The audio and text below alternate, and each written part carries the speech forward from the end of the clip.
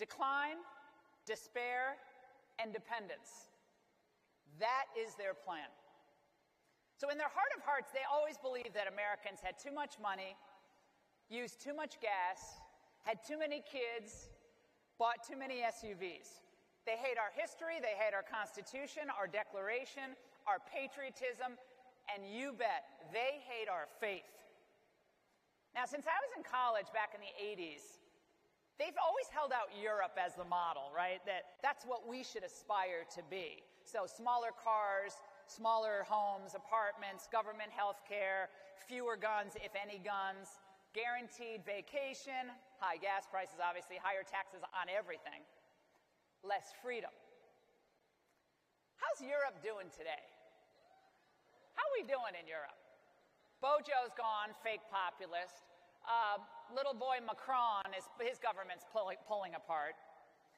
Italy, of course, Draghi is out. Germany is now having to beg Russia to open even a little bit the Nord Stream 1 pipeline so Western Europe doesn't freeze this winter. They are actually talking about rationing energy all throughout Europe. It's already happening. That's the European model. That is what they want for us. So the freer and happier and more patriotic, more prosperous you are, the more miserable the American left is. Do you notice that? This is why they hated the Reagan years. This is why they hated Rambo and Top Gun and Rocky. And this is why they hate Maverick now, right? The movie Maverick, all $1 billion. And they hate it. Y'all hate it? Now, the best, just to show how miserable they are, the best is the video of all those liberal women who say they're abstaining from sex until Roe versus Wade is restored. Can't remember what rude comedian said. I don't think they have to worry about the sex thing. That wasn't I. And how about the men, these man boys on television who are like being interviewed? It's like, well, they're like, well, we're all getting vasectomies because we're protesting the Dobbs decision, right? I'm thinking, this is the only thing millennials will cut, okay? No spending, but let's do the vasectomy. Can you imagine? How do we verify that, by the way? Right? How do we verify that this is actually what they're doing? Of course, they don't have verification. They don't believe in any metrics. But liberals were happiest. When were they happiest, do you think? During the lockdowns. They loved the lockdowns.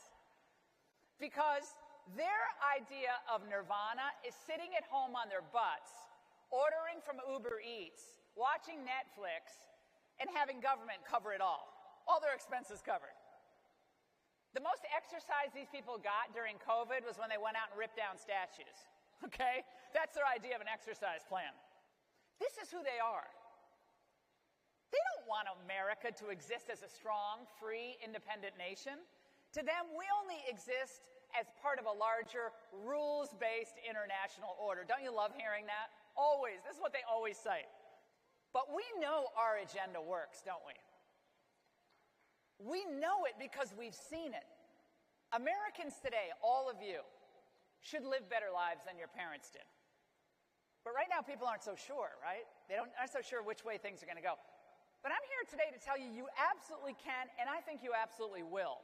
We just need leadership and a return to the policies that deliver more peace and prosperity. So for those of you who are still in college or maybe recently graduated, I have a message for you. I don't want you to be ever discouraged or certainly not afraid, because you're not alone. It's not trite to say that. Our movement is attracting young people from all backgrounds.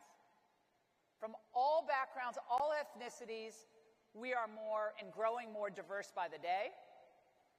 Because the story of America, my mother used to always say this to me, the story of America never stops.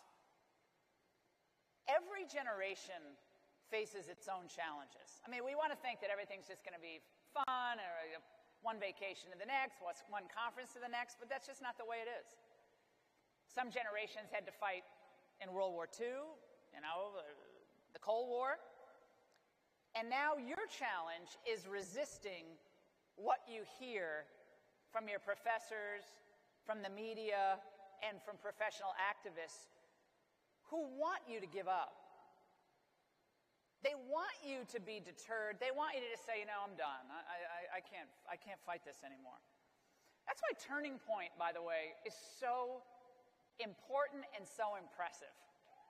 So impressive.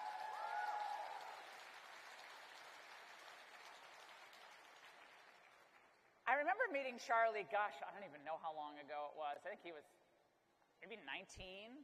I don't know, something like that. He's a young kid, maybe younger, 18.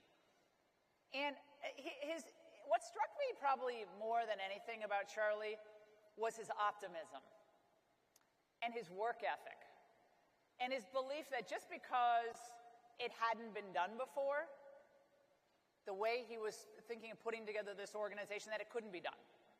That's the mindset of an American success story.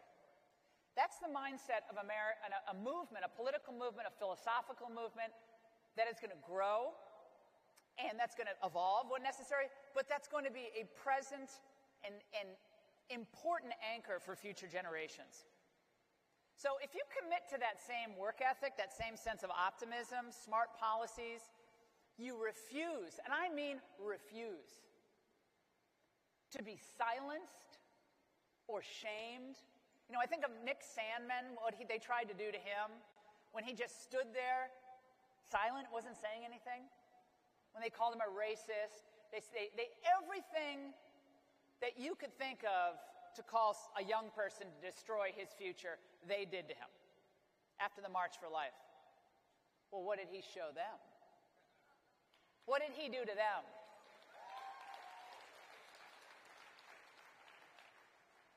He made the media cough up an enormous amount of money for defaming him and turning him into a pariah. He didn't have to do that. He could have just kind of silently slunk away. He refused. We can never, ever back down from standing up for what's right. Never. Never.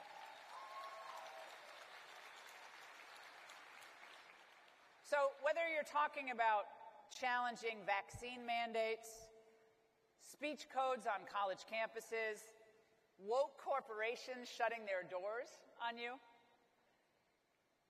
do not be afraid. Do not back down. You have the brains, the intellect, the perseverance, and the commitment to win this. And think about the pro-life community, how long they fought, and how they were ridiculed and maligned. They were kicked to the curb and ridiculed on television, in movies, all of it. And they didn't care because they did what's right. Now, when you think about I always think about what my parents had to go through. You know, my mother was a child in the Depression, and she lost her own mother at age 14. It was a tough life in this little thread-making town in Connecticut. And she was really smart, but she never got to go to college. She was a waitress till she was 73 years old, and she died 6 years later. But I think of what she believed in and what she did in her life. She had a hard life in many ways. Anyone who ever talked down our country, my mother was only about 5 feet tall, she's Polish. Oh, she suddenly became like 6'5", my mother. She was really tough, but super funny. And she loved America.